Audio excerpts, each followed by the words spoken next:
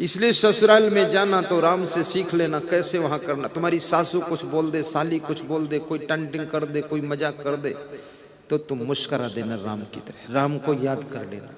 और मृदु मुस्कान, कठोर मुस्कान नहीं, बिज्जो बुआ जैसे दांत नहीं निकालना।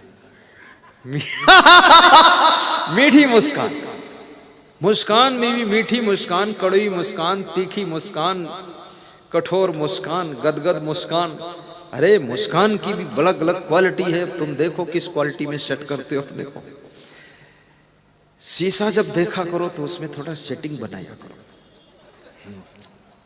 ये बाल की सेटिंग से काम नहीं चलेगा, बाल और गाल, ओंठ, इससे काम नहीं चलेगा। स्त्रियां शीशा बहुत देखती, बड़े बड़े शीशा लगे पूरा पैरों तक देखती, और देख देख करके बालों को सेट करती। इधर मोड़ना, उधर मोड़ना, उधर झुकाना, आगे के बाल थोड़े काट देना, फिर लटका देना, उधर के छोटे कर देना, और बाल खींच के टेढ़े बांध देना, इधर उधर बांध देना, फिर बीच में बाल फुला देना, गुलगुब्बा बना देना। बहुत लफड़ा बनाती है, 3-3 घंटे भिड़ी रहती उसमें। हाँ, अरे दाल बना, बाल मत बना। लेकिन मेरे को कोई परेशानी नहीं, खोपड़ी उनकी, बाल उनके, दिमाग उनका, खूब रगड़े रहो, हमें क्या करना। तो बालों को संभालना भी चाहिए, नहीं उल्लुल जुल्लुल होंगे तो तुमको लोग चुड़ैल कहेंगे। अभी थोड़े दिन में फैशन आने वाला है महिलाओं के लिए, फैशन, वो बाल सब उल्लुल जुल्लुल कर दे, इधर गिरा दे, उधर गिरा दे, उधर गिरा दे, बिल्कुल डाइन बनकर घूमे तो लोग कहेंगे लेटेस्ट महिला है, क्या बात।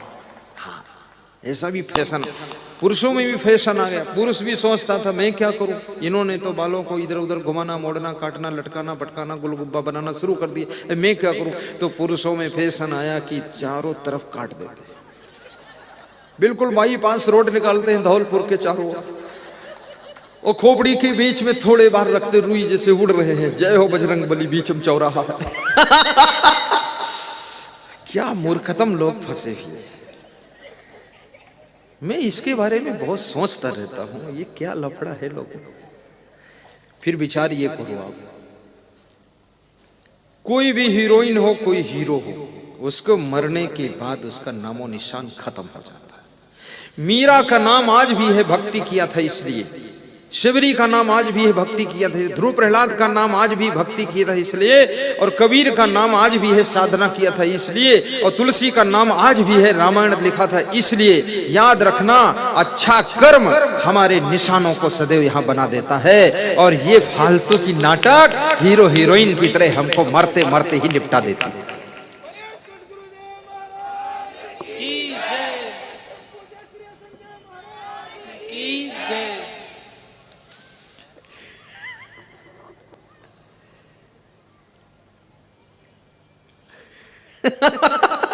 लोगों को आनंद आ गया।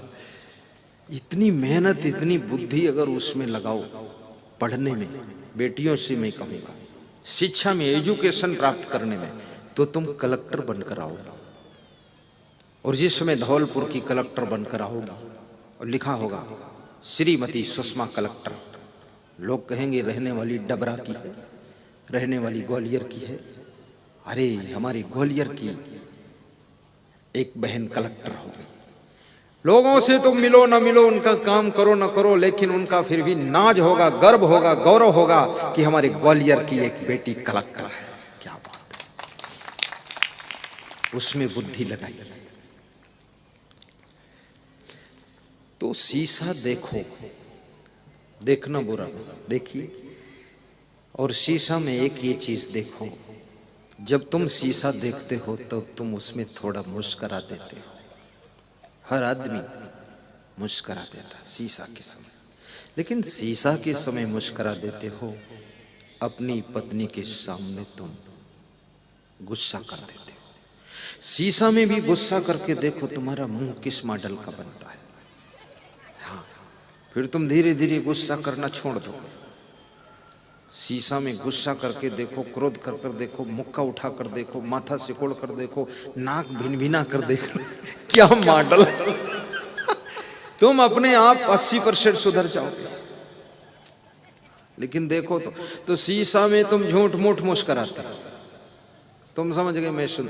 जब मुस्कुराते हो, खुश रहते हो, प्रसन्न रहते हो, गदगद रहते हो, शांत रहते हो, तो दर्पण में तुम कितने सुंदर दिखाई देते हो। इसलिए आप दर्पण में जब उस समय सुंदर दिखाई देते हो, घर में भी शांत रहा करो, प्रसन्न रहा करो, गदगद रहा करो, खुश रहा करो, टेंशन में ना रहा करो, तनाव में ना रहा करो, हंस के रहा करो, मुस्कुरा कर रहा करो। हमारा जिस कमरे में बिस्तर लगा है, वहाँ जो मेरी कुर्सी और मेज लगी है, उसके सामने एक बड़ा शीशा है। तो उसके सामने जब मैं बैठता हूँ, एक दो दिन तो उसको देख ही नहीं पाए, यहाँ है शीशा।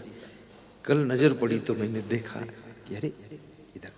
तो मैंने देखा उस समय मैं शांत बैठा था। तो मैंने कहा शांत बैठने में भी ठीक है। फिर थोड़ा उसमें हंस के देखा तो हमने कहा ये और ठीक है। फिर थोड़ा मुस्कुरा के देखा, हमने कहा ये तो बीट फिट है। फिर ठहाका लगाया तो और आनंद आया। फिर अपने साधु को बुलाया कि आजा तू भी देख ले इसमें। तो अपने स्वभाव को भी शीशा में सेट करो, केवल बाल को नहीं, केवल गाल को नहीं, केवल ओंठों को नहीं, केवल दांतों को नहीं, अपने स्वभाव को भी सेट करो। और स्वभाव जिसका सुंदर सेट हो गया, उसका प्रभाव भी सेट हो जाता है।